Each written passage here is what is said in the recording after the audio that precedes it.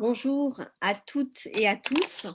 On est très heureux de vous retrouver en direct sur les comptes et Tutti Quanti October Octopus pour cette deuxième conversation du sommet de septembre que nous avons la chance d'organiser dans le cadre de la saison Africa 2020 avec Ngoné Fall, qui est la commissaire générale, et toute l'équipe de l'Institut français. J'en profite pour saluer. Nous avons le plaisir de recevoir donc cet après-midi Fatma Oussedik, qui est sociologue, qui est à Alger en ce moment, et Hélène Périvier, économiste depuis Montreuil, pour cet échange autour de la question de l'économie, une saga familiale. Et c'est Cédric Fuentes, qui est journaliste à France 24, qui va mener cet échange pendant 1h30. Donc, merci à tous. Cette conversation aurait dû se dérouler normalement à la halle Tropisme à Montpellier. Pour les raisons que vous imaginez, ça n'a pu être le cas. Et j'en profite aussi pour saluer et remercier toute l'équipe de la halle Tropisme. Je vous souhaite un bon échange et un bon moment de débat. Au revoir. Merci Adélaïde, merci à tous d'être avec nous aujourd'hui. Merci également à l'Institut français de nous permettre de tenir cette deuxième conversation. Et lorsqu'on avait réfléchi à ce titre ensemble, l'économie, une saga familiale, je pense qu'aucun de nous ne s'était fait la réflexion que c'était presque une tautologie. Parce que si on revient à la racine étymologique du mot économie, on a deux choses, oika d'un côté, donc la maison, et nomos de l'autre, qui est la loi, les lois. Et donc, si on le traduit, ça nous donne vite la loi de la maison ou l'administration du foyer, si on fait une traduction un peu moins littérale. Et évidemment, depuis, le terme a recouvert des sens légèrement différents, mais ce n'est pas pour autant que le foyer ou la maisonnée s'est extirpé de l'économie. Bien au contraire, même, les économistes l'ont vite compris, le travail et la famille et le travail réalisé au sein de la famille, que ce soit l'éducation des enfants d'une part ou la bonne gestion du foyer tout simplement, tout cela a une importance capitale pour le développement de la société, et que ce soit chez les physiocrates, donc un courant économiste du 18e, jusqu'aux libéraux du 20e, il n'y a eu aucune théorie économique qui n'a pas pris en compte la famille, puisque la famille est le meilleur endroit, le lieu de réserve en fait de la force de la future main-d'œuvre de la société. Donc, on commence à comprendre comment observer les politiques économiques peut nous donner des indices sur les formes de famille qu'on veut avoir, puisqu'en fonction des politiques qu'on va mettre en place, on va influencer et orienter les types de familles qu'on va avoir dans la société, et inversement, puisque les économistes, avant de théoriser, partent quand même d'observation de ce qu'ils voient sur le terrain, et donc quel type de famille préexiste à leur théorie. Et évidemment, en parlant d'économie de la famille, on va beaucoup parler du rôle des femmes, parce elles ont longtemps été, le sont d'ailleurs toujours en bonne partie, le pivot qui permet non seulement de faire tenir la famille en son sein, mais également de faire le lien entre la sphère domestique et la sphère publique, et plus précisément la sphère du travail, puisque, en d'autres termes, c'est grâce à son travail à la maison que l'homme est disponible pour aller travailler. Mais ça, Hélène Périvier, vous allez en parler bien mieux que moi. Donc, vous êtes économiste à l'OFCE, donc le Centre de recherche en économie de Sciences Po, et vous avez publié donc récemment, en fin d'année de l'année dernière, ce livre, L'économie féministe, donc aux presses de Sciences Po également. Et je vais vous donner la parole juste après avoir présenté Fatma Oussedik, qui est avec nous également, sociologue à Alger. Vous avez, vous, publié un ouvrage qui s'appelle Mutation familiale en milieu urbain, qui est issu d'une longue étude de sociologie qui a été réalisée en 2013. Et juste après Hélène Périvier, je vous donnerai la parole. Mais d'abord, Hélène Périvier, on vous écoute. Merci beaucoup pour cette invitation. Je suis ravie de participer à cet échange avec ma collègue Fatma Oussedik, avec ce double regard France-Algérie, et je pense que nous aurons beaucoup de choses en commun à partager. Alors peut-être pour dire que c'est vrai que les politiques publiques et l'État social influencent l'organisation de la famille, mais c'est aussi en fonction de l'organisation de la famille qu'elles sont construites, ces politiques publiques. Donc il y a vraiment un aller-retour qu'il faut prendre en compte. Si je prends l'histoire de la France, France et le cas spécifique de la France, on voit que l'État social tel que nous le connaissons émerge vraiment de façon généreuse à la sortie de la Seconde Guerre mondiale, avec notamment la création de la sécurité sociale, avec cette idée de progrès social, hein, donc de redistribution de richesses d'un point de vue des classes sociales. Simplement, cette redistribution, elle a été pensée avec une certaine organisation de la famille et du marché du travail, une organisation fondée sur la division sexuée des rôles. Et donc, il y a tout un ensemble de politiques qui ont été mis en œuvre pour à la fois accompagner et encourager les couples à se spécialiser, avec madame qui reste au foyer et monsieur qui va travailler. On parlera de modèle de monsieur gagne-pain, hein, puisque monsieur va gagner un salaire et des droits sociaux qu'il pourra transmettre aux dépendants de sa famille, dont sa conjointe qui est plutôt en charge de s'occuper des enfants. Je voudrais juste dire ici que malgré cela, les femmes ont toujours travaillé, y compris sur le marché du travail. Simplement, c'est vrai que ce modèle a façonné un peu, à partir de ce référentiel très sexué, a façonné une certaine norme familiale qui a été en partie suivie. Donc, ça n'a pas été, disons que ça a façonné en tout cas les incitations aux femmes à rester au foyer et aux hommes à travailler. On a donc ici bien une vision patriarcale, hein, pour le dire très clairement, hein, de l'organisation de la société, avec des politiques publiques qui sont venues accompagner ce modèle-là. Alors, on peut parler, par exemple, de l'emblématique allocation de salaire unique en France, qui a été émergée dans les années 30, mais reconduite à la sortie de la Seconde Guerre mondiale. Hein, donc, salaire unique, c'est-à-dire une allocation versée aux couples dans lesquels madame reste au foyer. Il n'y a qu'un seul salaire, et donc à ce titre, pour soutenir le revenu de ce ménage, eh bien, il y a une redistribution faite par l'État, de sorte à garantir un niveau de vie suffisant. Il y a bien sûr derrière tout ça une volonté de stimuler la natalité, donc le corps des femmes a toujours été utilisé aussi dans cette vision de procréation, hein, donc faire des enfants avec une certaine idée à la fois du dynamisme économique, vous l'avez dit, et puis aussi une certaine idée de la nation et de sa force. Donc, on voit bien que ce modèle est resté pendant quelques décennies bien implanté en France. Et pourtant, qu'est-ce qu'on a vu à partir des années 60 en France comme dans d'autres pays? On a vu une montée assez forte du salariat des femmes, hein, donc l'entrée sur le marché du travail, qui peut s'expliquer par plusieurs phénomènes. D'abord, l'accès à l'instruction. Pendant longtemps, les femmes ont été empêchées d'être instruites. Donc, au cours du XXe siècle, fort heureusement, elles ont pu accéder à l'instruction. Hein. Rappelons que, par exemple, l'école polytechnique n'est ouverte aux filles que depuis 1972, hein, donc c'est quand même assez récent. L'accès à des droits reproductifs, hein, la contraception, le droit à l'avortement ont aussi été des moyens d'émancipation des femmes qui ont aussi permis leur participation au marché du travail. Le développement d'un marché du travail plus tertiaire, avec le développement des services, qui a pu permettre aussi à ces femmes, enfin une partie importante des femmes de se porter sur le marché du travail.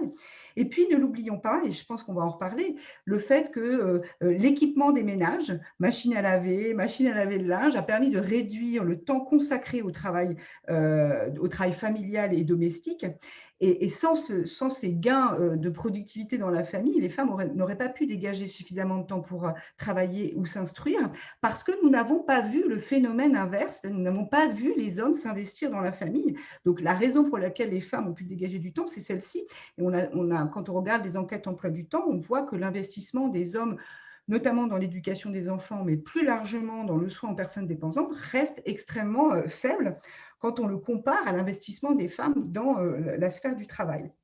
Alors, évidemment, ce modèle, Monsieur Gagne-Pain, il a été réformé. Hein. Heureusement, nous sommes revenus sur ces dispositions, notamment au tournant des années 70, avec des grandes lois qui ont permis de modifier l'organisation de la famille, notamment le divorce par consentement mutuel, l'autorité parentale partagée et la remise à plat des allocations familiales dont je parlais tout à l'heure, hein, qui sont devenues neutres vis-à-vis de l'activité des femmes.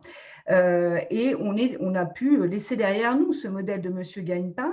Néanmoins, nous sommes restés un peu au milieu du gué et nous sommes aujourd'hui dans un modèle que je qualifie de Madame Gagne-Miette, dans le sens des inégalités professionnelles qui restent encore extrêmement marquées en France comme dans beaucoup de pays européens, parce que nous n'avons pas su repenser nos politiques publiques de façon certainement avec suffisamment de force pour porter l'égalité professionnelle et l'égalité dans la famille.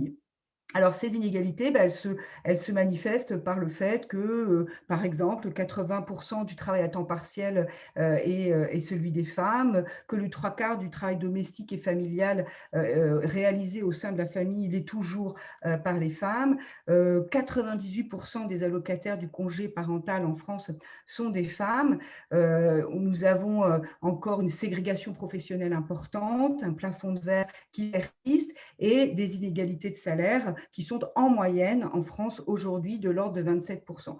Donc voilà un tableau qui reste, j'allais dire, sur une dynamique quand même positive sur l'ensemble du siècle, mais néanmoins aujourd'hui, je dirais, depuis 2 décennies, nous sommes un peu sur un plateau et on peine un peu à avancer pour essayer de réduire ces inégalités professionnelles qui sont profondément ancrées dans l'organisation de la famille. Et c'est bien là qu'il nous faut agir par des politiques publiques beaucoup plus volontaristes.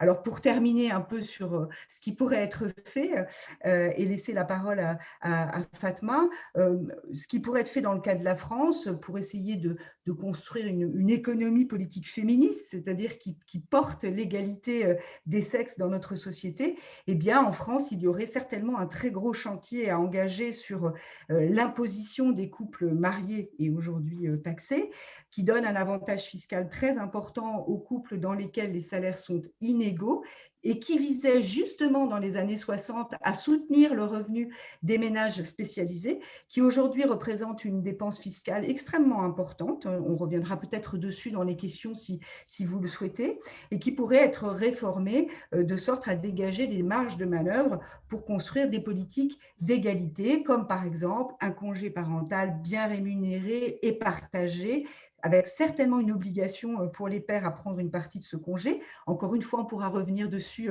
si vous avez des questions. Et puis, il y a aussi toute une question autour des ruptures familiales, en particulier des séparations, qui mettent souvent les femmes dans des situations de grande précarité, puisque les femmes ont plus souvent la charge des enfants après une rupture de couple. Et il y a en France toute une question à traiter autour des pensions alimentaires non recouvrées, de la façon dont le système fiscal et social peut aider ces mères isolées à sortir de cette grande précarité, qu'elle soit professionnelle ou qu'elle soit en termes de niveau de vie.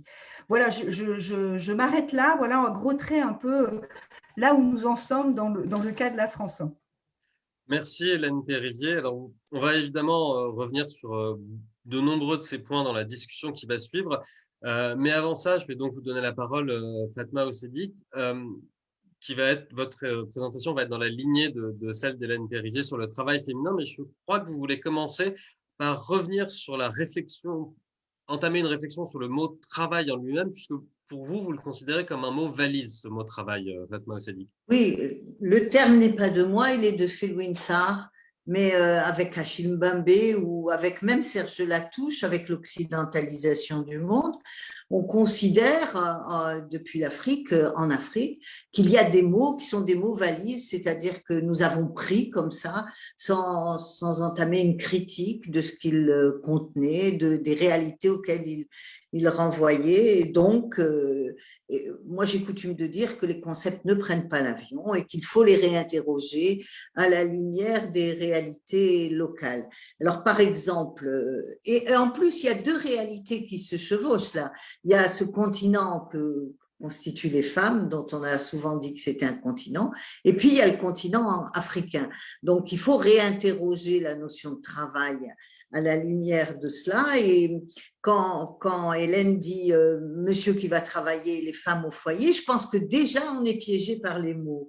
On est piégé par les mots parce qu'en réalité, madame, et elle l'a dit, mais en Occident, je veux dire, les travaux ont commencé tard. Dans les années 70, il y a les travaux des Italiennes, par exemple, de Maria Rosa della Costa, et puis ensuite qui ont été pris en charge par le mouvement féministe.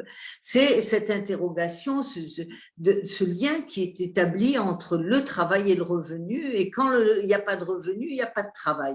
Or, en réalité, les femmes travaillent. Et si je prends par exemple l'Afrique, qui est le continent d'où je parle, il y a une invisibilité donc de ce travail qui est organisé déjà dans la statistique.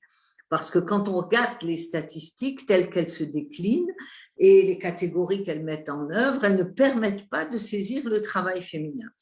Donc, en plus, les définitions ne correspondent pas à la réalité du terrain, elles sont irrégulières. Par exemple, en 2018, en Algérie, qui est pourtant un pays qui a toujours eu un recensement extrêmement, qui obéissait aux normes dites universelles, en 2018, il n'y a pas eu de recensement.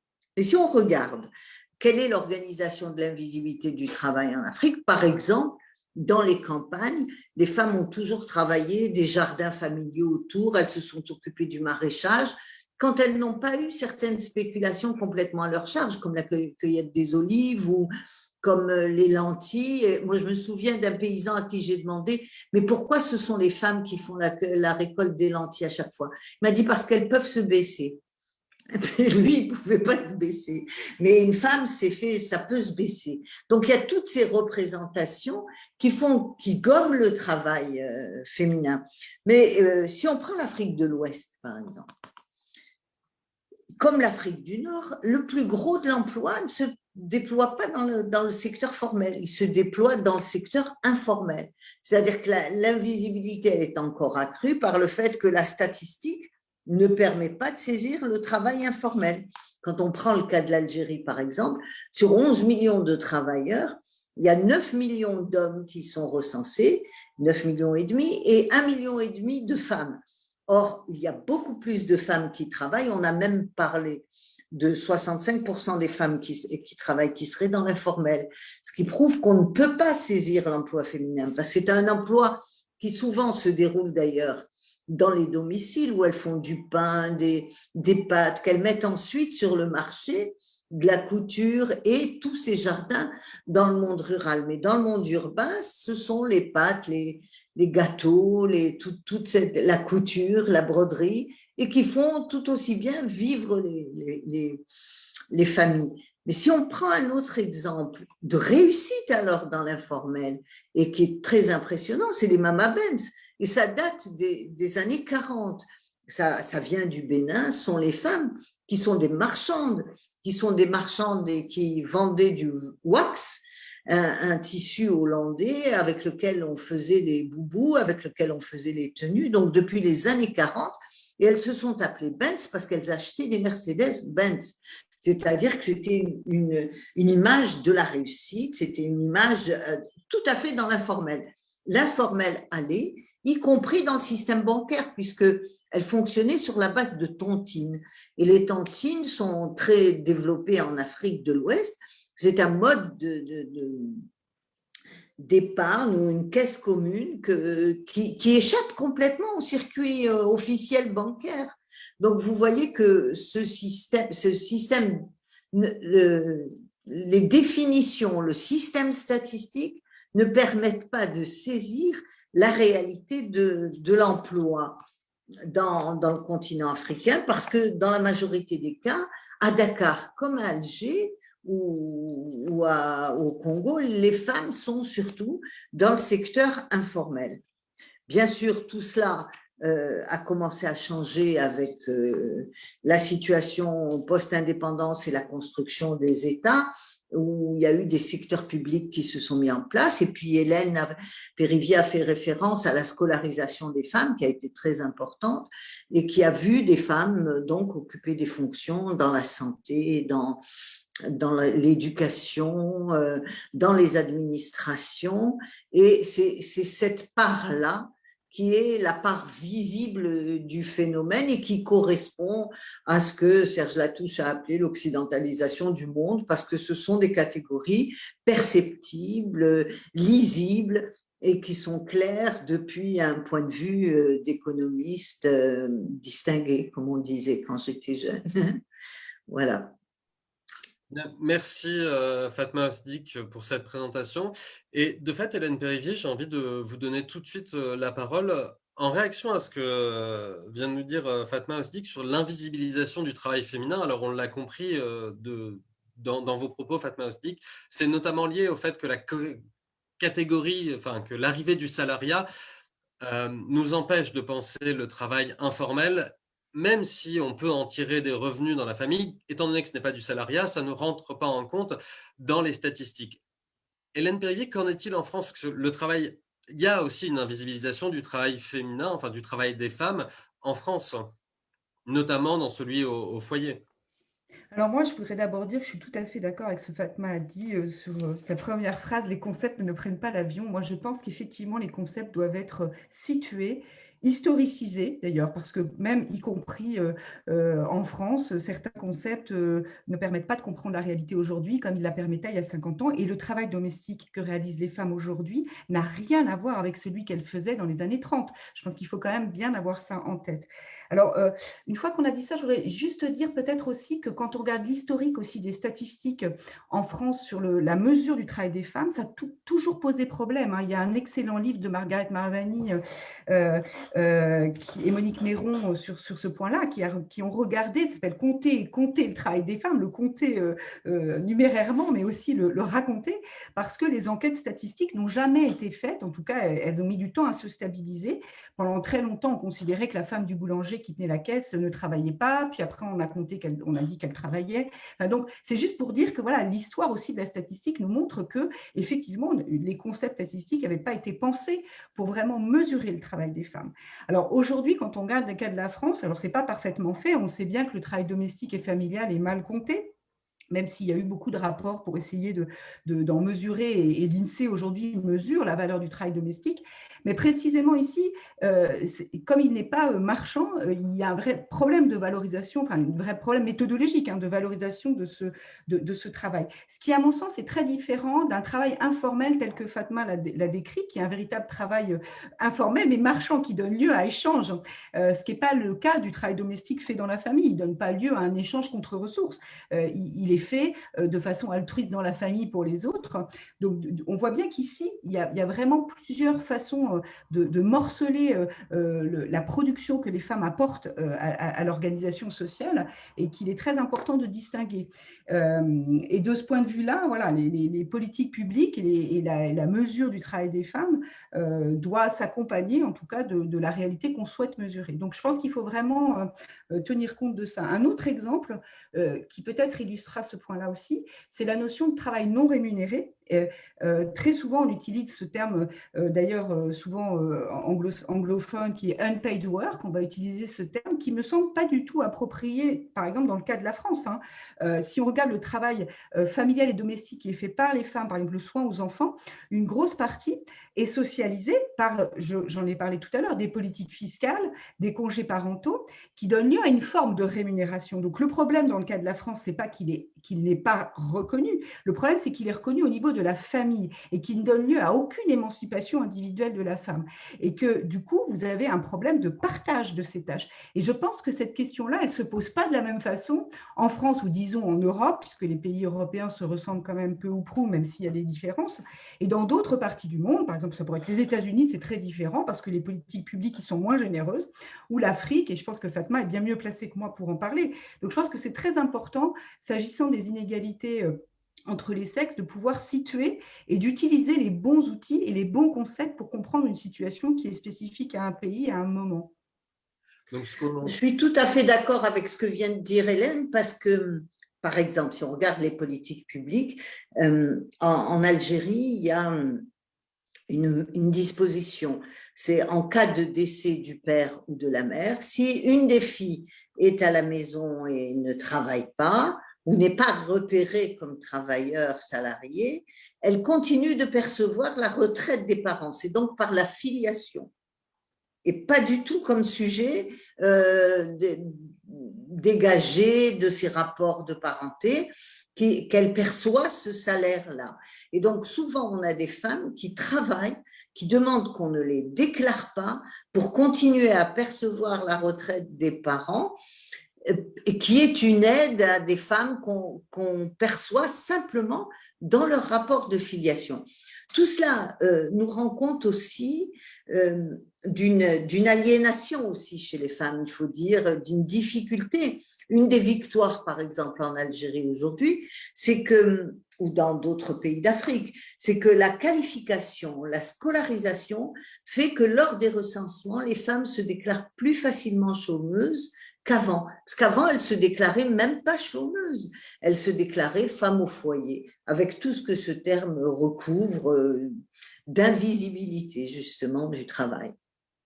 Et Fatma Siddiq, pour continuer de vous donner la parole, la rémunération, puisqu'on commence à en parler là, la rémunération des épouses a un rôle important dans les travaux que vous avez menés, et vous montrez que l'argent des femmes a un effet absolument favorable sur le budget familial. Est-ce que vous pouvez nous expliquer quelle place il a, quelle place il a ce salaire des femmes dans la famille? Alors, on a fait des calculs et on a trouvé que, par exemple, dans une famille où la femme ou bien la fille travaillait et où il y avait aussi un garçon qui travaillait, hein, où il y avait plusieurs salaires. Donc, l'argent de la femme venait tout de suite après, dans le budget, dans la part du budget, tout de suite après le chef de famille. C'est-à-dire que le garçon, lui, il pouvait payer une facture de téléphone parce que c'est un garçon bien.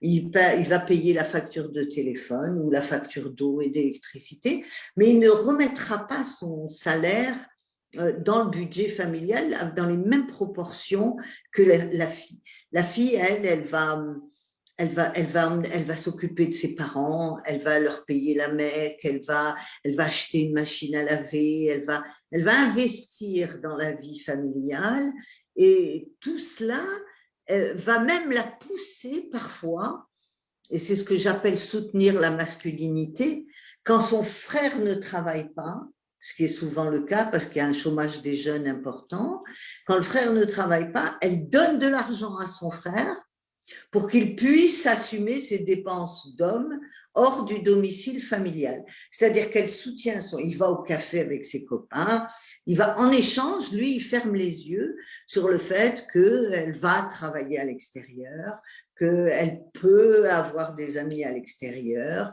Il y a comme ça un échange non dit autour de l'argent des femmes. Ça, c'est en ce qui concerne la fille.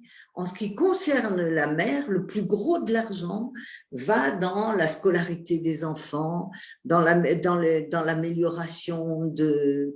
Et ça construit une réalité absolument, disons, discriminatoire. C'est que l'argent des hommes va dans le patrimoine. C'est-à-dire que c'est lui qui va acheter la maison, c'est lui qui va acheter la voiture, et en cas de séparation, elle se retrouve sans rien, sans domicile, sans rien. Lui, il aura investi dans la maison et la maison lui appartiendra parce que l'islam prévoit la séparation des biens. Le mariage est conclu sur la base de la séparation des biens. Donc, dans un pays musulman, il reprendra tous les biens qui sont associés à son nom. Donc, en France, il y a plusieurs types de contrats de mariage. Dans un foyer, on peut avoir les biens en commun ou pas, séparation zaké ou non. Mais ce qu'on comprend dans ce que vous nous dites là, Fatma Siddiq, c'est que, y compris dans la dépense des revenus et des salaires, il y a une utilisation genrée des salaires.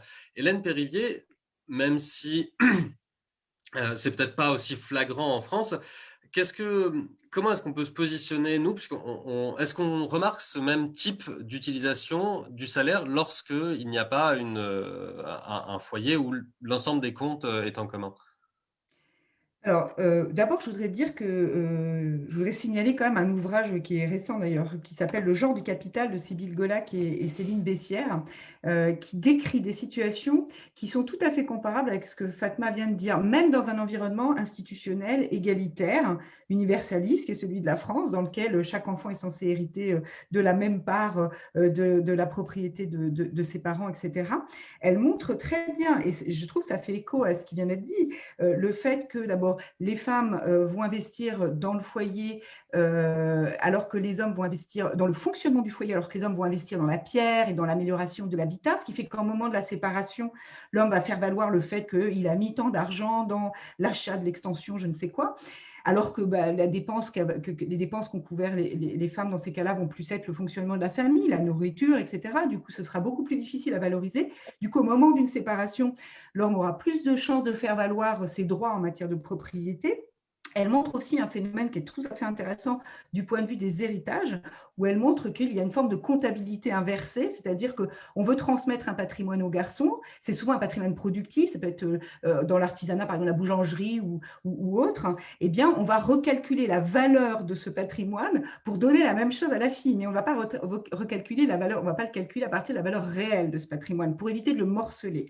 Donc là, on voit bien que ces pratiques, même dans un droit qui est censé porter l'égalité, elle reste quand même suffisamment importante et elle continue d'alimenter les inégalités femmes-hommes. Alors maintenant, quand on regarde, pour répondre un peu plus précisément à votre question, c'est toujours un peu compliqué de savoir comment les gens gèrent l'argent du couple, enfin comment l'argent du couple est géré. Il y a quelques travaux, mais on n'a pas beaucoup d'enquêtes statistiques, mais il y a quand même l'INSEE a quand même fait une enquête il y a quelques temps pour essayer de repérer un peu ça. D'abord, est-ce que les gens mettent vraiment en commun toutes leurs ressources? Alors, c'est pas la majorité des couples qui mettent en commun leurs ressources. Donc, dans la plupart du temps, il y a quand même 2 comptes, et il y a quand même une participation qui peut être proportionnelle au revenu ou plus. Enfin, il y a vraiment de multiples formes d'organisation. Toujours est-il que cette mise en commun des ressources, elle est prise pour acquis par les politiques publiques. C'est-à-dire que les politiques familiales, fiscales et sociales vont considérer la famille comme une sorte de boîte noire, d'unité homogène, d'unité de production et de ressources uniques sur laquelle on va pouvoir calculer les ressources pour des droits à prestations sociales et l'imposition sur laquelle on pourra revenir. Voilà, ce que vous nous dites là, c'est que les aides qu'on apporte aux familles sont calculées en fonction, enfin, en ajoutant les deux salaires pour le foyer. Voilà, le plus souvent. En tout cas, sur l'imposition, c'est vrai pour les couples mariés et aujourd'hui pacsés, c'est-à-dire qu'on impose la moyenne des revenus du couple, ce qui n'est pas vrai pour des couples en union libre, où là, chacun déclare ses propres ressources.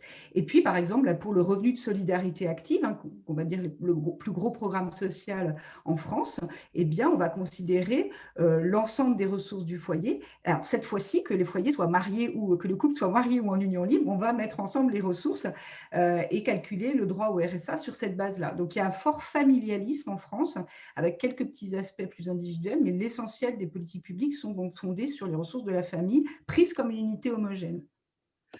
Et puisqu'on parle justement de la manière dont on pense la famille, j'aimerais, si vous le voulez bien, Hélène Périvier, qu'on reste un petit peu ensemble pour développer, en faisant un tout petit peu d'histoire de la pensée économique, la manière dont la famille a pu être pensée au travers de positions de grands économistes, puisqu'il y a un dilemme assez fort entre, vous commencez à le dire, entre la production et la reproduction, et on a même ce terme qui est assez intéressant en économie de capital humain, et le capital humain, il est d'abord produit, j'ai envie de dire, dans la famille. Donc, est-ce que vous pourriez nous présenter, en faisant à grands traits, mais la manière dont le salaire familial presque a été, le salaire au sein de la famille a été pensé dans ces derniers siècles?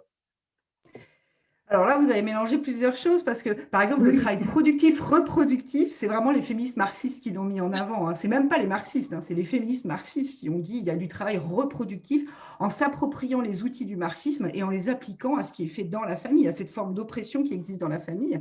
Alors que le capital humain, c'est vraiment Gary Becker, les néoclassiques qui vont, d'une certaine façon, marchandiser, y compris l'éducation, pour montrer que chacun fait des choix en fonction des avantages-bénéfices, des avantages et des coûts qu'on peut en retirer. Alors néanmoins, quand même, si on regarde sur l'histoire de la pensée, c'est vrai ce que vous avez dit en introduction, c'est vrai que les économistes ont toujours compris qu'il s'y jouait des choses extrêmement importantes.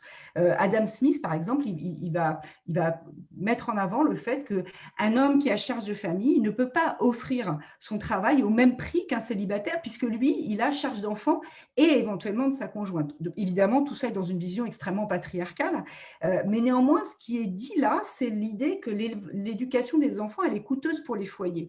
Et en l'absence de politique familiale, on observe bien qu'il y a une chute du niveau de vie. Si vous n'avez pas d'aide spécifique et de solidarité envers les familles, vous avez une chute du niveau de vie pour les classes les plus défavorisées au moment où elles ont des enfants. Donc, cette idée de salaire familial, évidemment, encore une fois, extrêmement patriarcale, c'est l'idée que voilà, il faut bien soutenir ceux qui font des enfants, puisque les enfants sont un bien public, pour le dire autrement, qui va alimenter la force de travail. Et puis, on le voit ensuite chez Alfred Marshall, l'idée que le travail qui est fait par les femmes, parce que chez Adam Smith, c'est pas très présent l'idée femme, enfin l'idée qui fait quoi, c'est pas central. Mais chez Alfred Marshall, il y a des charges ou pas au sein du foyer, enfin de la famille, ce que dit Smith. Voilà. Alors après, fin 19e, début 20e, les économistes vont vraiment sexuer cette division du travail. Alfred Marshall, il va parler de l'altruisme des femmes à éduquer les enfants. L'homo economicus est un homme. Les femmes, elles sont faites pour s'occuper des enfants. Mais ce que je voudrais dire, c'est qu'il y voit quelque chose de très important. Il y a un enjeu très fort. Il n'est pas en train de dire que c'est sans importance. Il est en train de dire que c'est même central pour la soutenabilité du capitalisme tel qu'il analyse. Néanmoins, vous voyez, ce n'est pas du tout émancipateur pour les femmes, puisque ça les cantonne à cette sphère-là. Et l'homme, lui, peut être égoïste et vendre son travail, etc. Peut-être un petit retour sur le 19e avec deux écoles de pensée différentes. D'abord, chez les libéraux, on a bien John Stuart Mill, qui est quand même le penseur féministe, avec sa compagne, Harriet Taylor, qui va publier cet ouvrage majeur pour le féminisme au 19e siècle, qui prône vraiment l'égalité dans la sphère publique, le droit de vote, l'accès aux professions, à l'instruction pour les femmes. Simplement, là où il pêche un peu, c'est qu'il a du mal à penser ça dans la famille. C'est-à-dire qu'il va quand même dire, une fois qu'elles sont mariées, les femmes, elles doivent accepter ce qui va avec le mariage, en gros.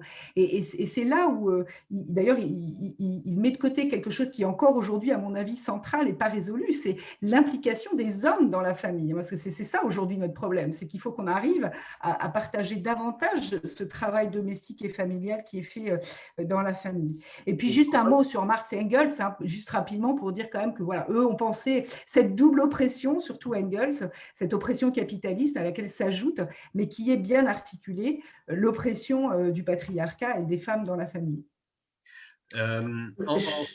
Allez-y. Je voudrais juste faire une remarque sur les politiques publiques et sur les allocations familiales. En Afrique, ce qu'on a surtout vu, c'est l'utilisation qu'on faisait des allocations familiales sur la question de la fécondité. C'est-à-dire comment, dans des situations où la fécondité est importante, les allocations familiales sont quasi nulles, parce que précisément, on souhaite, l'État s'approprie la fécondité des femmes de la sorte et fait peser sur la famille par les indemnités qu'elle accorde, une vision de la famille idéale, alors le plus souvent le père, la mère et les deux enfants, mais tout cela a été un enjeu terrible qui a duré très longtemps et qui dure encore entre les populations et leur définition de la famille et les politiques de l'État. Ce que vous nous dites là, c'est qu'il y a une stratégie qui consiste à diminuer les aides aux familles, auprès des familles pour réduire ce qu'on appelle le taux de fécondité, donc in fine l'accroissement de la population dans un pays comme l'Algérie. C'est ce que vous nous dites là. Voilà, parce que les allocations familiales sont perçues comme un encouragement à la maternité. D'ailleurs, même en France, on le lit relativement souvent. C'est ce que vous disiez quand vous parliez de... C'est pas qu'il n'y a pas de rémunération du travail au foyer, il est socialisé. Et donc, pour vous, et d'ailleurs, tous ne sont pas d'accord sur cette vision-là de socialisation du travail au sein du foyer, puisque pour vous, Hélène Périvier, les aides des politiques familiales de manière générale qui fonctionnent plutôt bien en France permettent non pas cette rémunération du travail des femmes au foyer, mais permettent de venir compenser le fait de rester à la maison et d'élever les enfants. Mais est-ce qu'on n'a pas un risque d'essentialisation presque du rôle de la femme dans la société à ce moment-là? Ah ben si, complètement. C'est exactement ce que je voulais vous dire. Ce que je veux dire, c'est qu'il faut pas dire. Voilà. Il faut pas mélanger. Il y a deux questions qui, à mon avis, sont souvent mélangées. Il y a, dans le cas de la France, et encore une fois, c'est pas pareil partout. On peut pas dire que le travail soit pas rémunéré. Il est précisément on encourage les femmes à rester à la maison et on verrouille économiquement cette situation en rémunérant le foyer et non pas la femme. Mais du coup, vous voyez bien que ça entraîne une situation qui désincite ou qui encourage cette forme d'organisation. Donc, ce qu'on souhaite, et d'ailleurs une partie des mouvements féministes le souhaitent, c'est que les politiques publiques soient davantage portées vers à la fois l'investissement des hommes dans la famille, ce qui, moi, me semble absolument central, parce que c'est certainement là où on pêche le plus, en tout cas en France, et permettre aux femmes de dérouler la carrière qu'elles le souhaitent. Ce qu'il ne s'agit pas d'obliger tout le monde à avoir une carrière extrêmement investie, mais quand on le souhaite, on doit pouvoir choisir le projet de vie qui est le sien. Donc, c'est ça qu'il faut bien, à mon avis, il faut bien distinguer ces deux situations. Alors qu'il y a des pays, et pas seulement en Afrique, mais si vous prenez les États-Unis, les politiques publiques sont extrêmement peu généreuses. Donc, il y a un vrai problème pour les classes populaires qui ont des enfants, qui voient leur niveau de vie baisser, où les femmes doivent continuer à travailler tout en menant de front le travail domestique. Donc là, si vous regardez du côté des féministes américaines, elles réclament des congés parentaux, elles réclament à pouvoir travailler moins. En France, on dirait plutôt, c'est vrai qu'il faudrait réorganiser le travail pour que les femmes puissent se porter davantage sur le marché du travail et les hommes soient davantage incités à s'investir dans la famille. Je voudrais juste revenir sur un point que je trouve très intéressant qui a été soulevé par Fatma, c'est l'idée de la stimulation de la natalité ou pas, parce que là, ce qu'elle décrivait, c'était l'idée plutôt de freiner la natalité. La France des années 50, c'est plutôt une France qui va chercher à encourager les couples à faire beaucoup d'enfants, mais pas partout. Dans des territoires français d'outre-mer, par exemple à La Réunion, il y avait en même temps qu'en France, dans la France métropolitaine, on mettait en place des politiques publiques très, très incitatives pour que les couples aient beaucoup d'enfants, on freinait la fécondité, on contrôlait la fécondité des femmes, notamment à La Réunion. Donc c'est tout à fait intéressant parce que ça nous montre que les politiques sont aussi très racialisées. C'est-à-dire que la notion dans la France des années 50, la notion de natalité, c'était pas, elle était loin d'être neutre de ce point de vue-là. Je voudrais ajouter un point, c'est qu'en Algérie, par exemple, on se retrouve, et les femmes sont placées dans cette contradiction terrible, c'est qu'elles doivent faire moins d'enfants, mais qu'on ne leur offre pas d'emploi sur le marché du travail. Donc, elles sont dans cette contradiction fondamentale. Et en même temps, le fait de ne pas occuper d'emploi fait que actuellement, on assiste à une baisse de l'emploi féminin formel. Et cette baisse de l'emploi féminin formel, elle accompagne une reprise de la fécondité. C'est-à-dire que la fécondité remonte, elle fait partie des causes de la remontée de la fécondité. Donc, on voit bien que toutes les politiques de l'État en matière d'investissement, de reconnaissance du travail, de visibilité, les politiques sociales ont des effets. C'est vraiment la gestion du vivant. Ils ont des effets, donc ces politiques ont des effets réels et qu'on peut percevoir, que ce soit d'un point de vue économique ou d'un point de vue sociologique.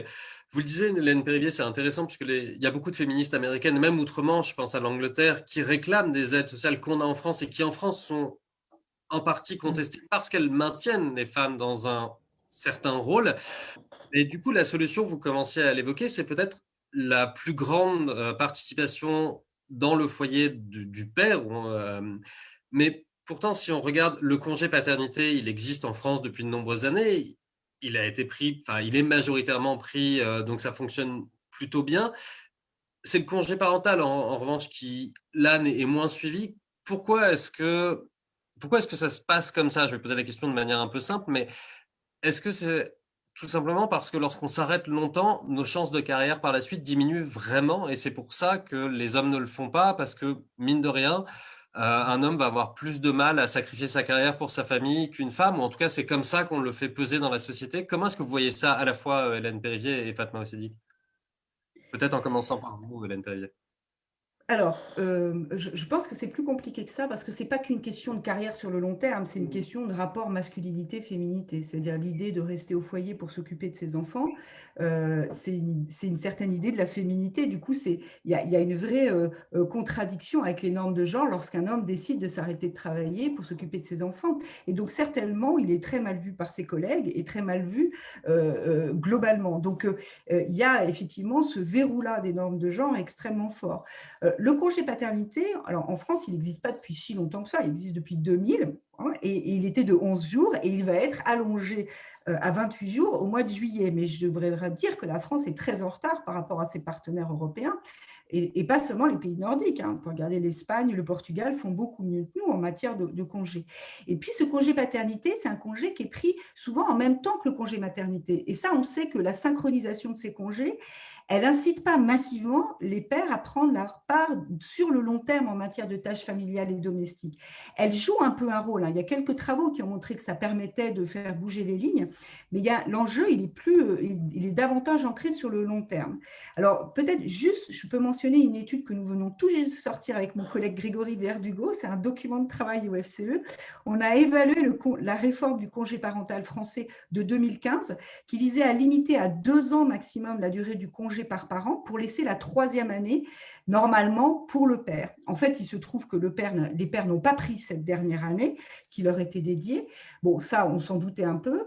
Les femmes sont retournées davantage sur le marché du travail et ont en moyenne compensé la perte d'une année d'allocation de congé parental. Par contre, on a trouvé un phénomène qui est très intéressant et qui répond en partie à votre question.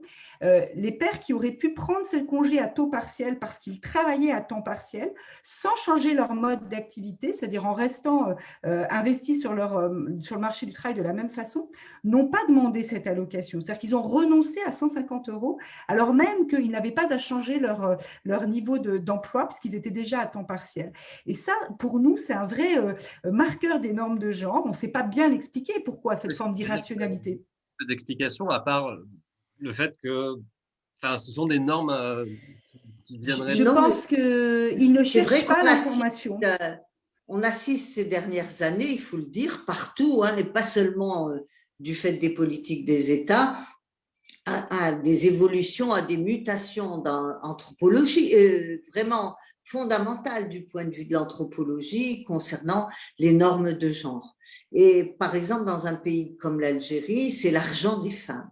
C'est l'argent des femmes qui change les rôles féminins, qui change les rôles masculins, qui change les statuts. Et ce sont des faits tout à fait récents et qu'on observe. Et c'est les identités elles-mêmes qui en sont bousculées.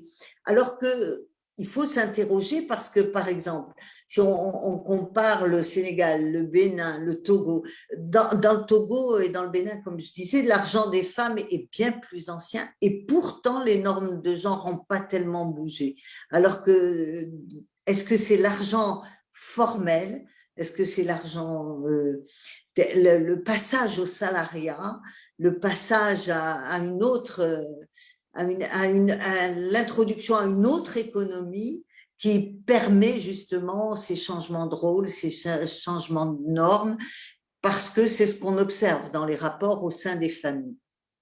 Justement, puisque vous parlez de mutation anthropologique, Fatma Osdik, j'aimerais qu'on s'y penche un peu plus, puisque dans l'un de vos articles, vous analysez les transformations de la famille algérienne en milieu urbain et rural, mais vous nous dites qu'il n'y a pas eu fondamentalement de passage à la famille nucléaire. Donc, ce qu'on appelle la famille nucléaire, c'est un père, une mère et 2 enfants. Et on revient à cette occidentalisation du monde dont vous parliez au début, de Serge Latouche, qu'on connaît surtout en France pour ses travaux sur la décroissance. C'est un économiste, mais il a beaucoup travaillé sur les questions africaines. Est-ce que vous pouvez nous en parler un petit peu de ces évolutions de la forme de famille, de la manière dont on fait famille que vous avez pu observer? Oui, effectivement, on est arrivé à cette conclusion que la famille, ça ne s'arrête pas au seuil de la maison. C'est-à-dire qu'une famille, ce n'est pas un ensemble d'individus qui vit dans une maison. Justement, quand on regarde les échanges financiers, les solidarités. En ville, par exemple, on peut avoir un couple, mais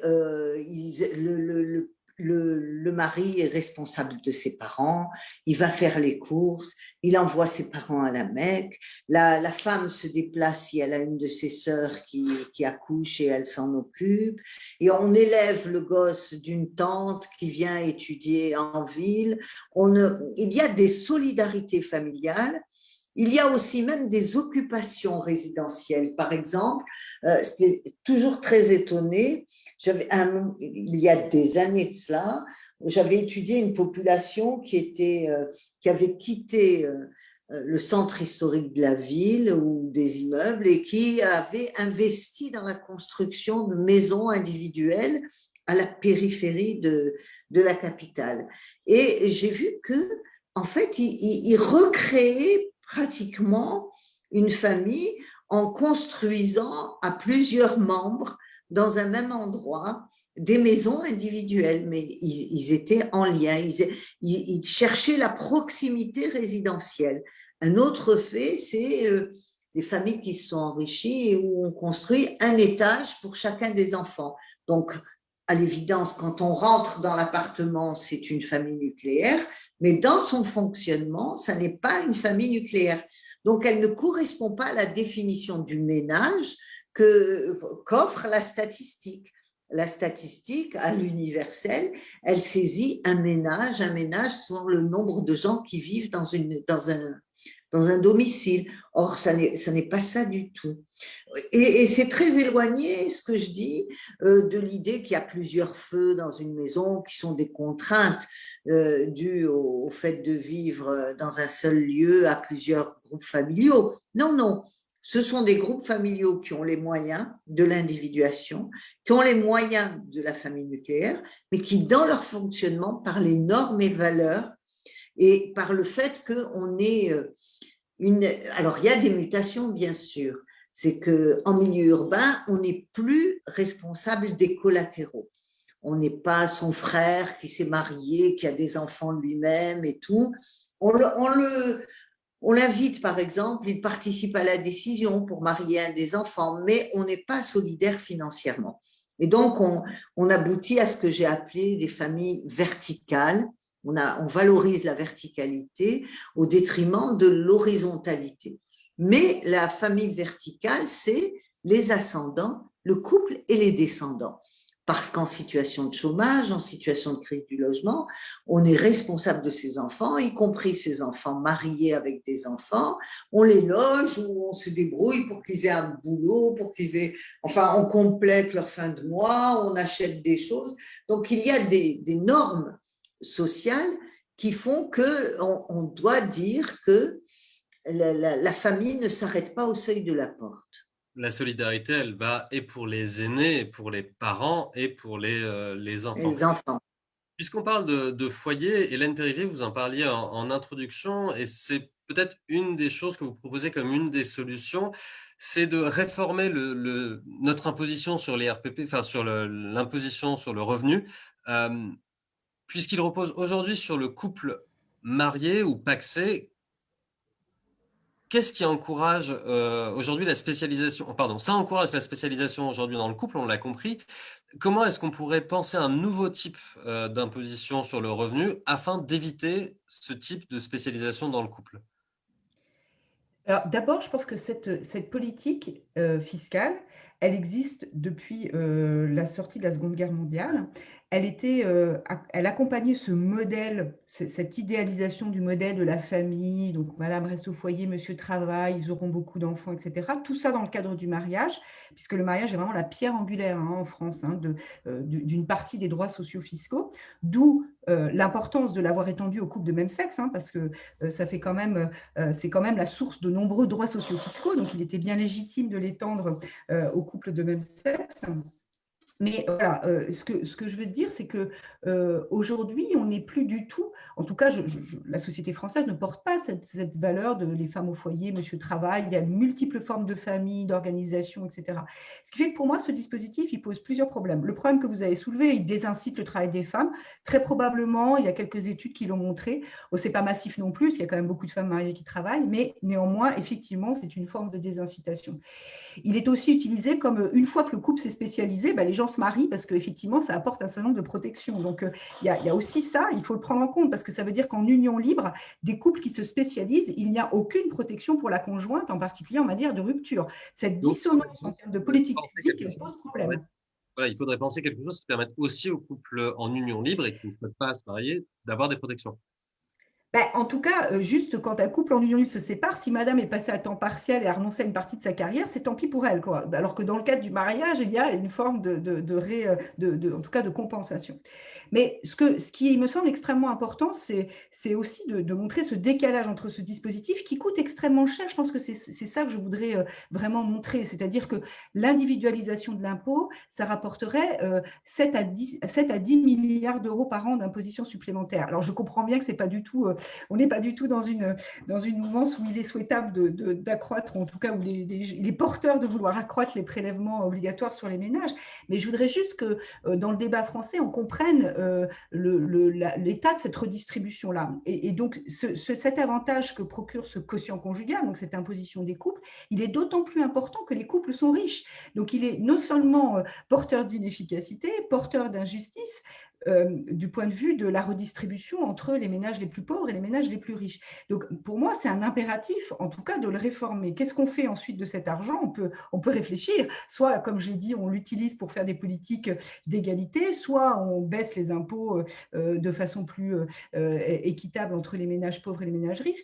Mais ce qui me semble très problématique dans le cas de la France, c'est l'incapacité que nous avons à débattre de ce dispositif qui semble tout à fait difficile en tout cas à critiquer, alors même que le quotient familial, c'est-à-dire les parts fiscales que nous avons pour les enfants, hein, alors que les enfants sont une charge réelle pour les foyers, c'est un dispositif qui a été plafonné, d'ailleurs bien plafonné, alors que le quotient conjugal ne l'est pas. Donc il y a une forme de silence autour de ce dispositif qui me pose question. Alors, je voudrais juste faire une remarque, c'est que ce débat sur les fiscalités, naturellement, je ne peux pas y participer, étant donné la part de l'emploi informel dans les pays d'Afrique. Parce qu'en Afrique, finalement, ce ne sont que les fonctionnaires sur lesquels l'État perçoit un impôt. Sinon, il n'y a pas d'imposition. L'imposition ne s'applique pas parce que la majorité de l'emploi échappe et de l'activité économique, en particulier en Algérie, je dirais. Cette part est tellement importante qu'on ne peut pas avoir de débat sur la fiscalité. Alors, il est presque 17 heures. Je signale simplement au public qui nous regarde que si vous avez des questions, posez-les. J'ai vu que Cédric Bureau avait mis un mot sur le chat. N'hésitez pas à nous les poser par écrit. Ce sera relayé sur Facebook également. Et Fatma Ossidi, j'ai une première question pour vous qui vient du public, où on vous demande quel est le statut de l'entrepreneuriat des femmes en Algérie et est-ce qu'il est fréquent, voire encouragé par des politiques publiques? Et enfin, est-ce qu'il est bien vu, cet entrepreneuriat des femmes? D'abord, est-ce que vous avez, même si les statistiques ont énormément de défauts, vous nous l'avez présenté, mais est-ce qu'on a une idée du nombre de femmes qui sont entrepreneurs en Algérie? Est-ce que c'est fréquent? C'est un phénomène récent, mais c'est un phénomène qui commence à exister. Je déjeunais avec des femmes entrepreneurs aujourd'hui et c'était extrêmement intéressant de voir que c'était souvent des femmes qualifiées qui avaient monté des entreprises. C'est vrai qu'il y a des mécanismes d'aide de l'État en vue de monter pour les startups et il y a un mécanisme qui concerne particulièrement les femmes. Donc, les femmes s'en sont emparées, mais les enquêtes, il y a même des associations de femmes entrepreneurs dans tous les pays d'Afrique. Il y a des femmes syndicalistes, il y a des femmes entrepreneurs. Je veux dire, les catégories générales que vous retrouvez, vous les retrouvez aussi en Afrique. Une chose toutefois, dans les enquêtes en Algérie, ce qu'on a pu voir, c'est dans un certain nombre d'entreprises, la femme gère l'entreprise, mais les rapports avec l'administration, les rapports avec la banque, tout ce qui a lieu, tout ce qui concerne l'argent, est pris en charge par son époux, même s'il est fonctionnaire par ailleurs, même s'il a une autre activité. Donc, on voit bien qu'il essaye de se placer entre elle et l'argent. Ceci étant, il y a quand même des personnalités, des femmes chefs d'entreprise qui ont joué un grand rôle, même à l'échelle du continent, hein, pas seulement à l'échelle du pays, mais à l'échelle du continent. Et c'est vrai de toute l'Afrique. Je dirais, les femmes chefs d'entreprise en Tunisie, c'est vraiment une force sociale et c'est vrai partout. Il y a d'ailleurs de plus en plus d'associations de femmes qui se mobilisent en faveur de la création d'emplois pour les femmes, particulièrement en Algérie, Fatma Ossidi. Par exemple, en Algérie cette année, toute la campagne concernant les femmes est une campagne sur l'emploi. Nous ne cessons de mener des actions en faveur de sorte en vue d'obtenir que cet emploi soit élargi, parce que d'une part, cet emploi est faible, j'ai donné les chiffres, c'est 13% des femmes en âge de travailler et 17% de la force de travail. Donc vous voyez comme c'est peu, mais surtout c'est un emploi qui est en train de baisser, parce que la situation économique est telle que cet emploi baisse, et en plus la Covid n'a pas aidé à cela. Donc c'est l'emploi, comme toujours, ce sont les femmes qui payent en premier, quoi. Et comme elles sont aussi dans les manufactures, dans tout cet emploi informel aussi, ces dernières années les ont beaucoup précarisées. Elles sont dans des emplois précaires. Mais justement, Hélène Périvier, j'ai envie de vous poser presque la même question. Est-ce que lorsqu'il y a une crise, et on est en train d'en traverser une, et elle va être encore plus forte économiquement, enfin, on commence à peine à la voir, notamment en termes d'emploi, est-ce que les femmes sont les premières à pâtir d'une crise économique, les premières à perdre leur emploi, les premières chez qui le taux de chômage augmente en France?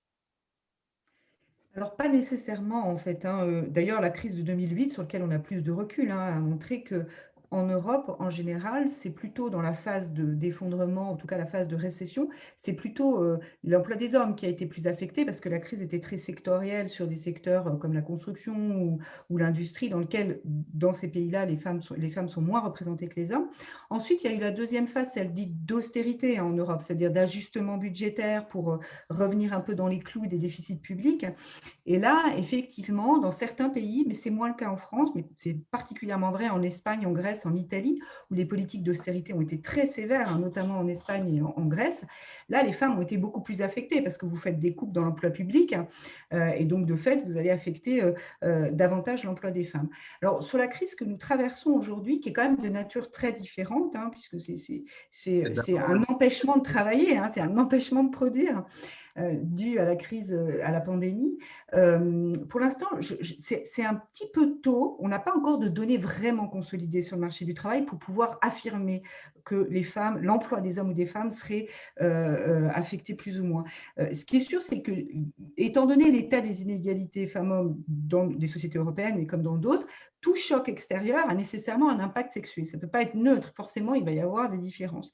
Ce qu'on sait, juste pour vous dire, ce qu'on sait à partir d'enquêtes ad hoc qui ont été menées soit à l'INED, soit à Sciences Po, soit ailleurs, c'est que lorsque les deux conjoints télétravaillent, les femmes doivent jongler davantage avec la question du travail domestique, éducation et leur carrière qu'elles continuent, enfin leur travail qu'elles continuent d'assumer, avec très souvent moins d'espace pour elles. Hein. C'est vraiment Virginia Woolf, une chambre à soi. C'est-à-dire qu'elles n'ont pas le bureau, quoi. C'est plutôt les hommes qui ont le bureau, et puis elles doivent jongler avec les enfants, etc. Donc ça, c'est une forme d'inégalité qui a persisté.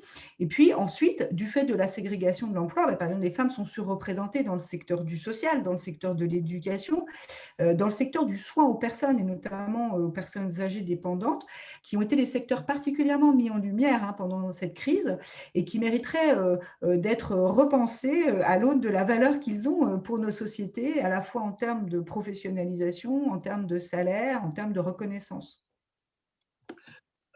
Ce dont vous parlez là me fait penser l'espace dans lequel une femme peut travailler, le fait que l'homme prenne le bureau s'il y a un bureau dans l'espace de vie. On sait qu'en France, la majorité des femmes ne s'arrêtent pas pour éduquer leurs enfants. Alors, on peut passer peut-être à un temps partiel où il y a peut-être une diminution de travail, mais majoritairement, il n'y a pas un arrêt total de l'activité salariée.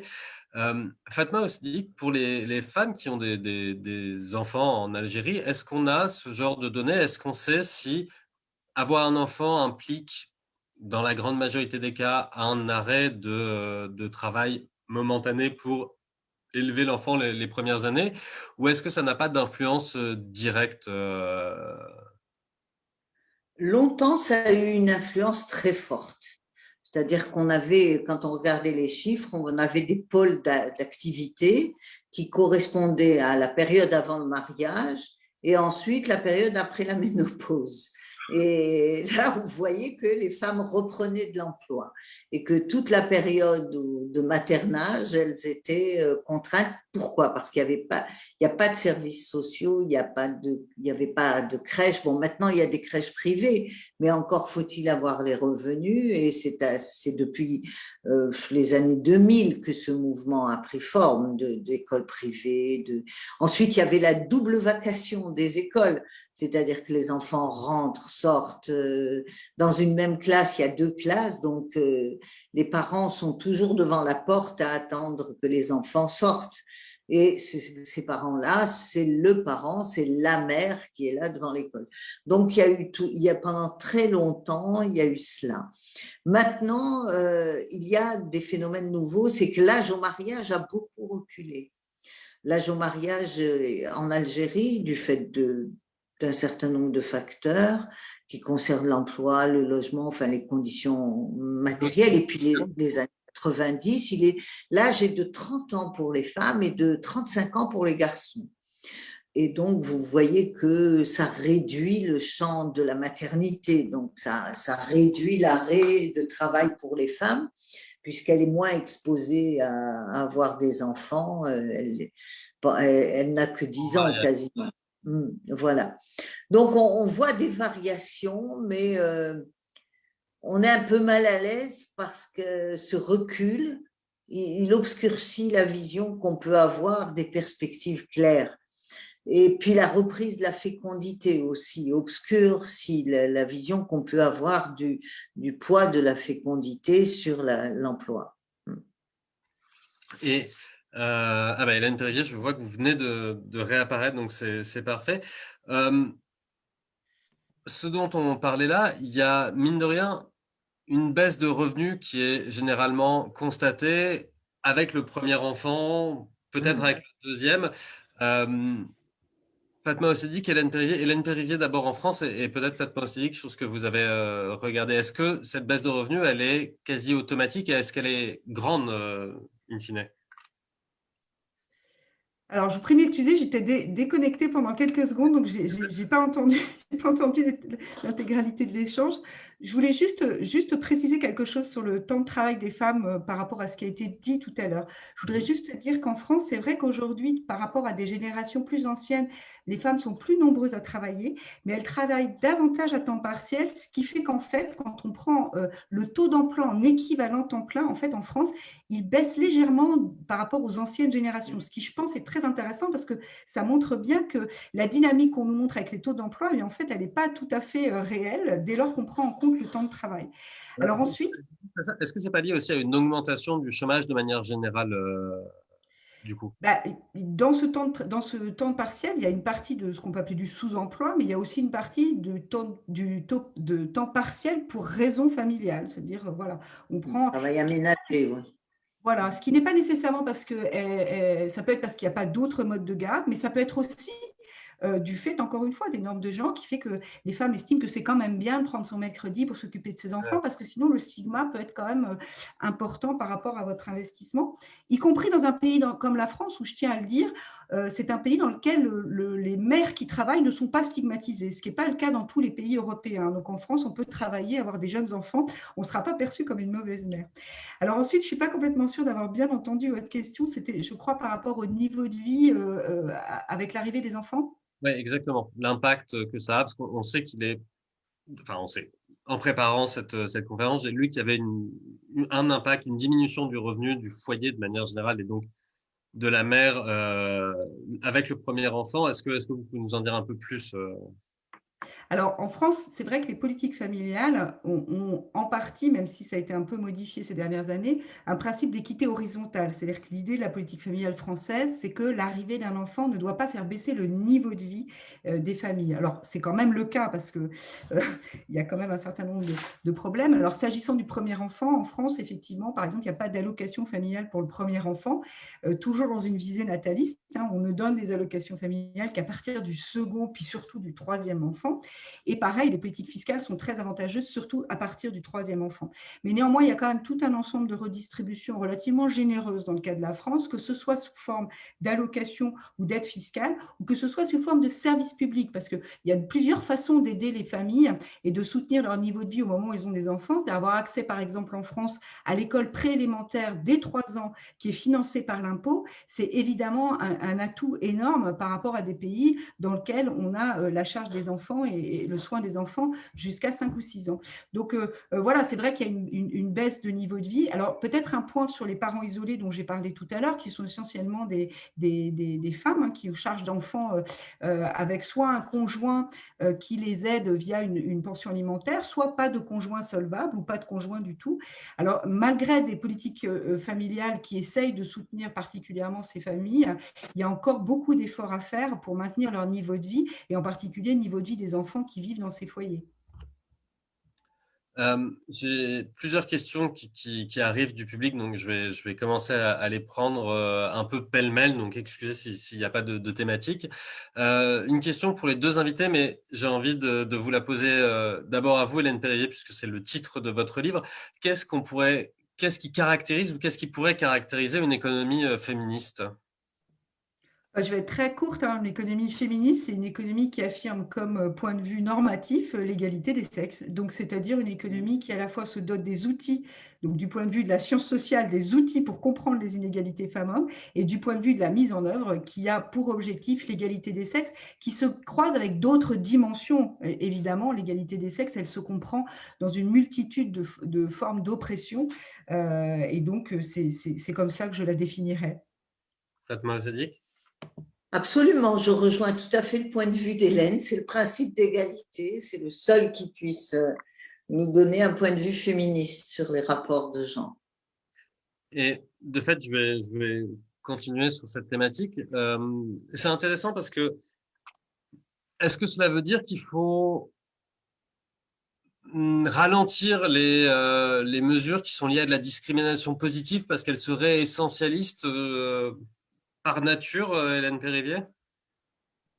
C'est une grande question, parce que ça, c'est…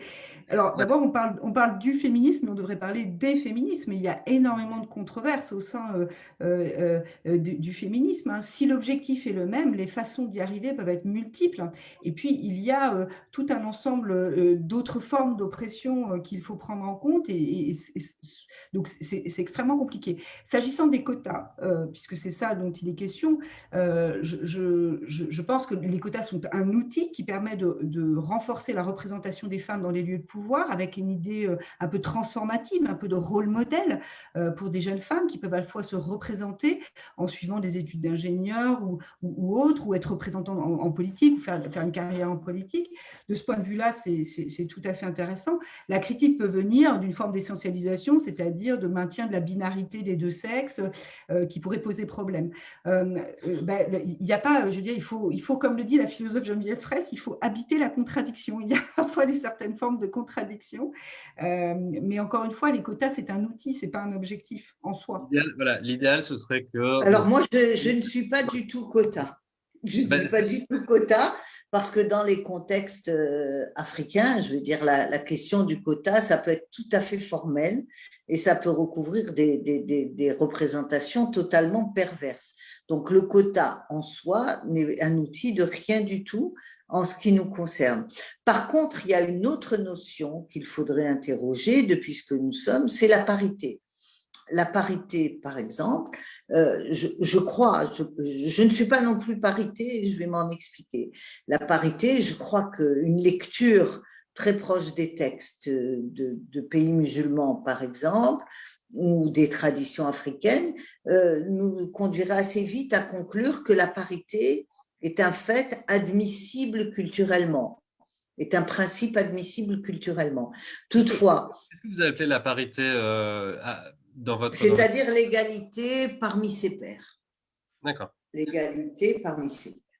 Mais je pense que l'égalité est bien plus subversive parce qu'elle inclut le principe de mixité. Et le principe de mixité, c'est celui qui est rejeté par la culture et qui permet à ce moment-là de renverser et de remettre en place les modalités d'inégalité. Hélène Péridier. Peut-être si je peux juste ajouter quelque chose, peut-être sur bon, les quotas, encore une fois, hein, comme j'ai dit, c'est un outil et bon, certainement qui peut avoir plus ou moins d'intérêt selon les contextes et selon les lieux. Peut-être juste pour répondre plus précisément à votre question, la façon dont on les justifie importe. C'est-à-dire que si on justifie la présence de femmes dans des lieux de pouvoir au nom de ce qu'elles pourraient apporter de spécifique à ces lieux de pouvoir, alors on essentialise les rôles. Par contre, si on dit simplement… Je me permets juste, ce que vous êtes en train de dire là, c'est ce qu'on peut beaucoup lire sous la plume de certains économistes ou experts en économie.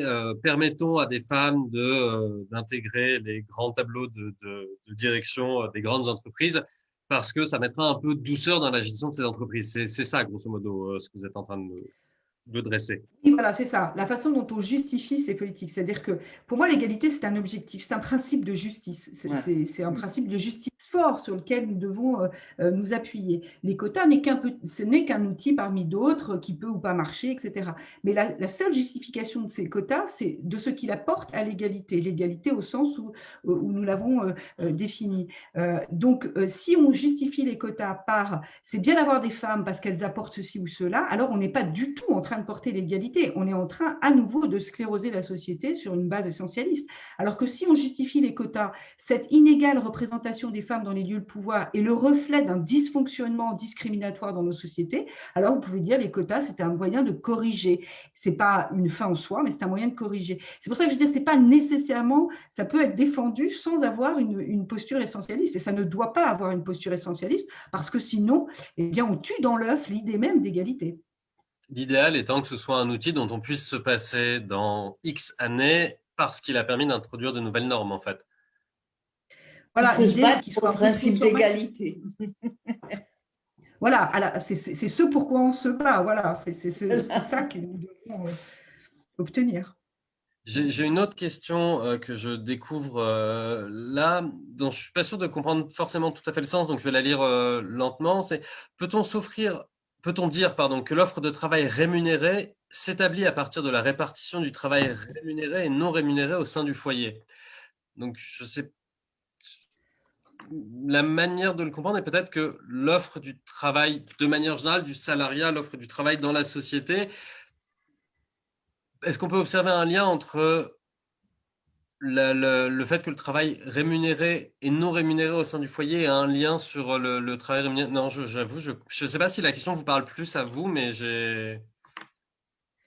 Peut-être, je pense que ça fait un peu écho à ce qu'on a dit tout à l'heure sur d'abord la différence entre la France et l'Algérie, certainement, du point de vue du mot travail, donc ce qu'il recouvre et la réalité qu'il recouvre, et en particulier en matière d'émancipation économique des femmes.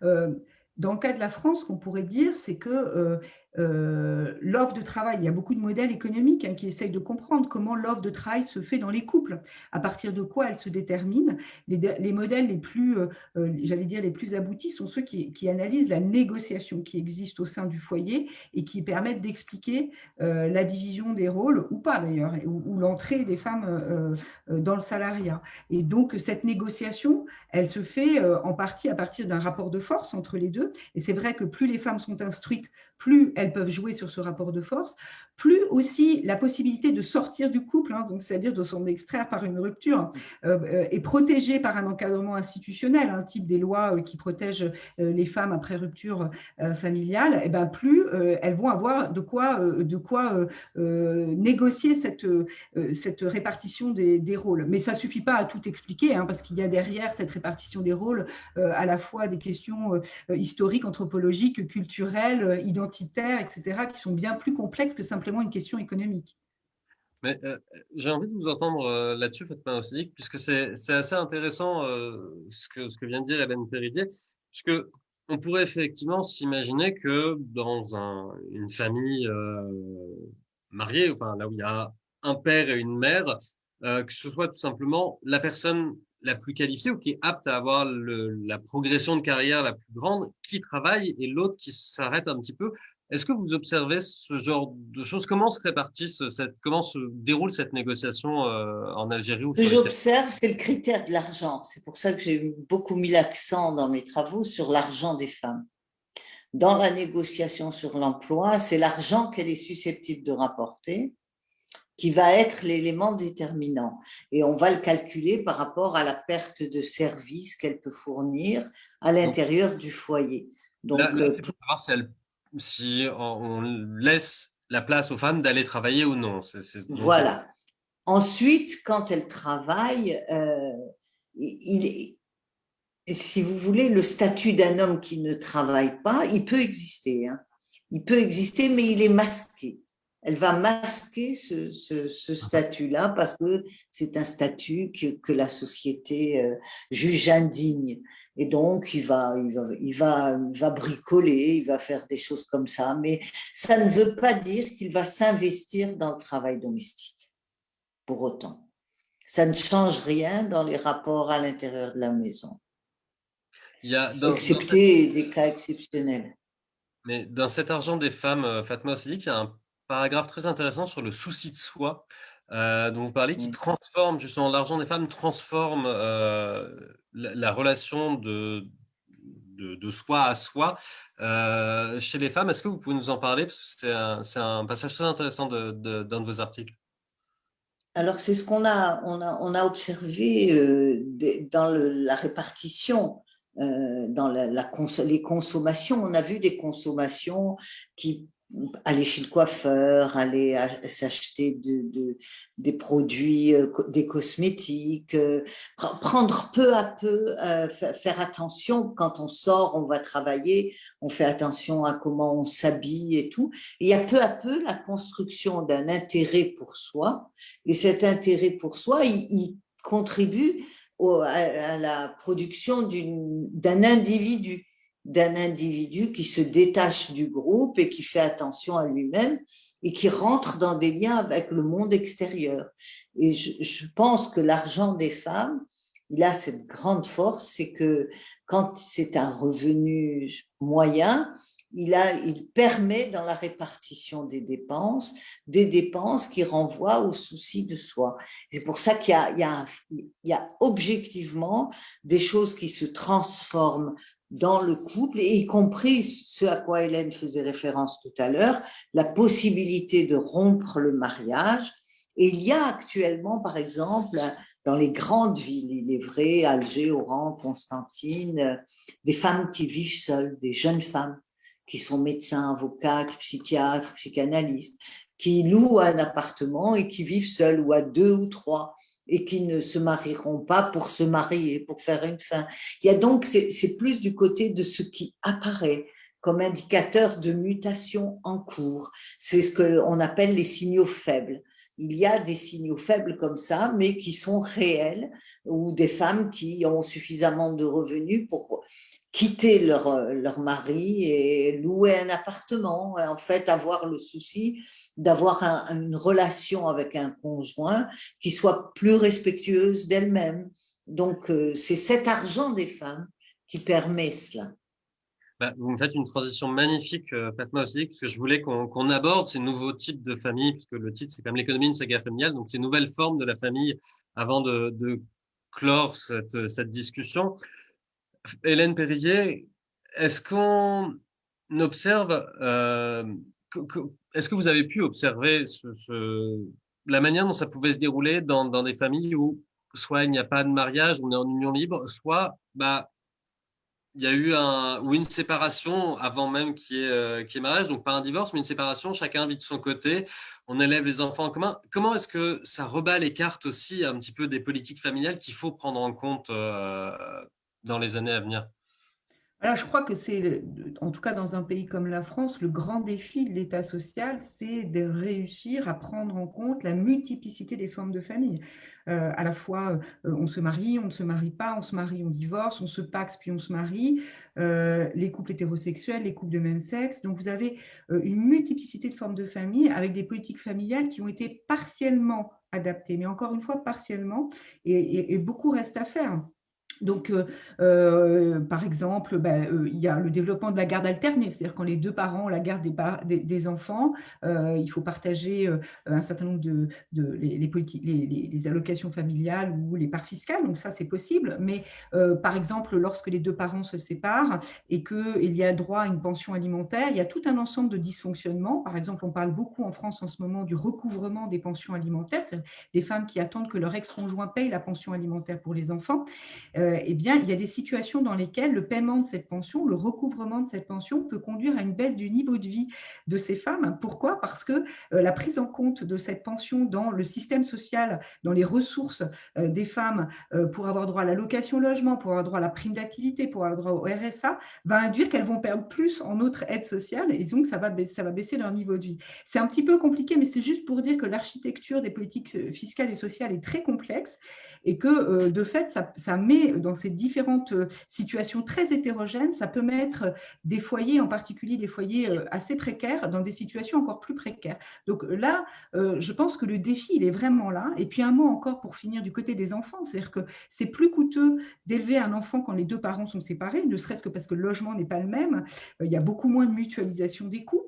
Et donc, les enfants, leur niveau de vie, du coup, baisse par rapport à des enfants pour lesquels, qui vivent avec leurs deux parents. Donc, il y a ici à réinventer des politiques publiques qui permettent vraiment d'accompagner ces choix des personnes de vivre ensemble ou non pour pouvoir soutenir le niveau de vie de ces familles. Et puis, je n'ai pas le temps de développer, mais il y a aussi quelque chose autour des unions libres et de l'organisation des unions libres et des couples mariés.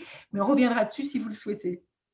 Avec plaisir. Effectivement, là, il nous reste que quelques minutes, mais Alors, concernant le type de famille en Algérie, le type de famille, il est complexe, mais c'est en fonction du nombre de feux dans une maison, hein. On peut trouver un individu isolé, on peut trouver un couple seul, on peut trouver plusieurs couples qui cuisinent ensemble ou qui ne cuisinent pas, mais bien évidemment, le couple homosexuel, il relève du code pénal. Donc, même s'il en existe, il en existe naturellement, mais il n'est pas saisissable par la statistique et il n'y a pas de politique en sa faveur, excepté le code pénal, quoi. Quand vous parlez du nombre de feux, c'est le feu sur lequel on cuisine, c'est ça? C'est le feu sur lequel on cuisine, c'est-à-dire qu'on peut dans une même maison avoir… Alors ça aussi, c'est une lutte des femmes. Parce qu'on commence à se marier, on a un seul feu, c'est-à-dire que ce feu-là, on cuisine sous l'autorité de la belle-mère, on cuisine la cuisine de la belle-mère, on est là dans la grande famille. Et le premier moment de l'individuation et de la mutation pour le changement de famille, c'est le moment où on fait un feu à part. C'est-à-dire où on décide de cuisiner seul, parce que ça signifie aussi que les revenus financiers du mari ne seront pas, quand le mari travaille, ne seront pas mis dans le pot commun. Et donc, ce sont les premières portes, et tout cela vient du fait que les femmes sont davantage scolarisées, qu'elles peuvent refuser un certain nombre de situations, et ça aboutit en général par le départ du domicile familial et l'installation en couple apparemment isolé. Eh bien, écoutez, Fatma Sédic, Hélène Périvier, je vous remercie d'avoir passé 1 heure et demie en notre compagnie. C'était donc la deuxième discussion pour le sommet de septembre, bien qu'on soit au mois de mars 2021, du programme Africa 2020. Merci encore à toutes les deux d'avoir été avec nous. Merci à vous. Merci à vous, merci à Internet d'avoir été fidèle pendant 1 heure et demie. Et j'espère que nous aurons l'occasion de nous revoir. J'étais très heureuse de participer à cet échange. De même, je suis sûr que ça amènera à d'autres événements en d'autres lieux et d'autres moments. Merci également à toute l'équipe, Cédric Duroux, avec October Octopus, Adélaïde Fabre, avec Tutti Quanti, et bien sûr à l'Institut français sous le patronage donc, de Ngon Eiffel. Je vous remercie et je vous dis au revoir à tous. Merci. Au revoir. À toutes et à tous.